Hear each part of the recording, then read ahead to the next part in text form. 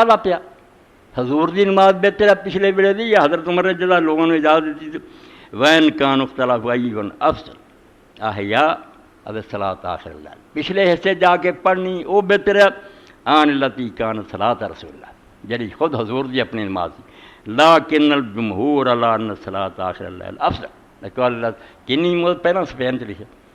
ہوں یہ گم کرتا اس مطلب آدھے نہیں جمہور وہ آدھا جمہور تے ہی آدھے پچھلے حصے رات پڑھنا افضل ہے خود حضور نے فرمایا فإن افضل صلاۃ المرء فی بیت المکتوب اور خود حضرت عمر دے والے قول عمر فیہا واللتی تنامون عنہا افضل کہ جڑے ویلے سو رہندے جے نہ کتے بہتر ہے اس تو تہجد کی عادت پاؤ جس حاضر ہو پے ٹھہر کے پڑھو تے دعاواں پڑھو صورتاں چھوٹیاں بھی کوئی گل نہیں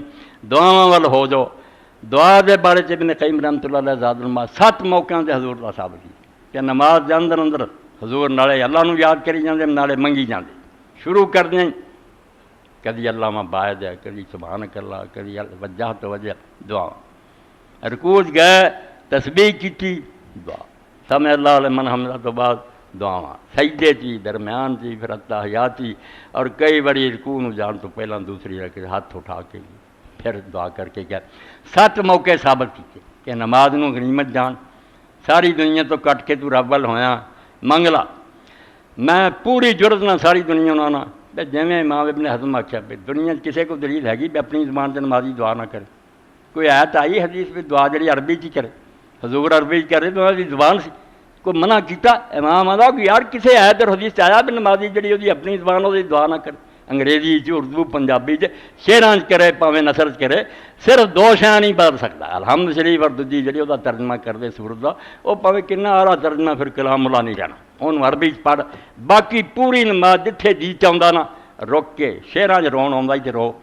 نثر چ آਉਂدا ہی تے اپنے رب نال گلاں کر اور جن لوگوں میں ویکھیا نا کہ اس گل تے لگ گئے انہاں منیا بھی جڑا نماز دا مزہ ہونا ہے کبھی بھی نہیں رکعتاں گھٹا دیو کوئی زیادہ رکعتاں دی لوڑ نہیں بشک تھوڑیاں پڑھ لو مگر پڑھو جے اپنے رب نال کلام کرو فإنہ یراضی ربا حضور نے فرمایا جدو بندہ نماز پڑھدا اسے اپنے رب نال راز دی گلاں کر رہا ہوندا کوئی نہیں سندا ہوندا بھی کی کہہ رہا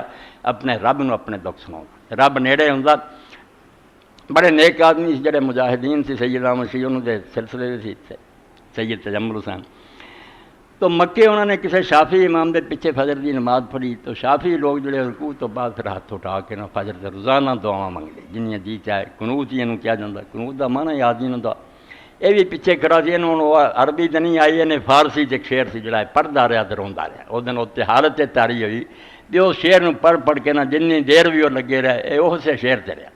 تو حاجی امداد اللہ صاحب اپنے مرشد نے پھر لکھا ہے حاجی صاحب میں تو ایک دن یار نماز ہے جی پڑھ بیٹھا تو حضرت نے فرمایا بیٹا ٹھیک ہے اے فقیر جو مرضی کہندے پھر تیری یہ نماز کا مقابلہ کوئی نماز نہیں کر سکتی تو یہی کہندا رہا اپنے رب نوں اے خدائی بندہ را رسوا مکن گر بد من پھر من پیدا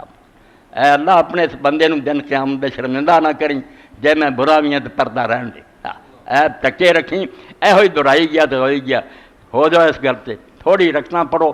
مگر ہر 2 موقع تے حضور پاک نے کیا غنیمت جانو جدوں تسی سجدے جاندے جے اس رب تو نیڑے بندہ ہور نہیں ہو سکتا پیراں تے سر تو رکھ دیتا اس اپنے رب نوں پھر جلتے زور لا دے بالکل جڑی کام نہیں اس طرح اللہ گارنٹی دیتی ہے بھی پیری پی گیا جی منوں تے دوجا فرمایا جدوں تو درود شریف پڑھ لیں آخری اتحیات اسے فلیت خیر من الدعاء ما دبو ہن جنیاں تینوں چنگیاں لگدیاں نے منگلا سلام ادوں ہی کہیں جدوں تو رج جائیں گا امام ابن قیم یہی مثال دیتی ہے کسی حاکم نو ملن جاؤ ادوں تو گر نہ کرو جدوں السلام علیکم کہہ کے ٹر پیا چوری دعویٰ بھی کہنا کوئی عقل کریا کرو بعد حضور نے ذکر کیتے ہے کدی ہاتھ نہیں اٹھایا ایک حدیث بھی نہیں بھی آپ نے نماز تو بعد ہاتھ اٹھایا ضرورت جی نہیں سمجھی